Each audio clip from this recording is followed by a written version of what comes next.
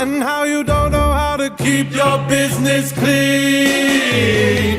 Mommy, don't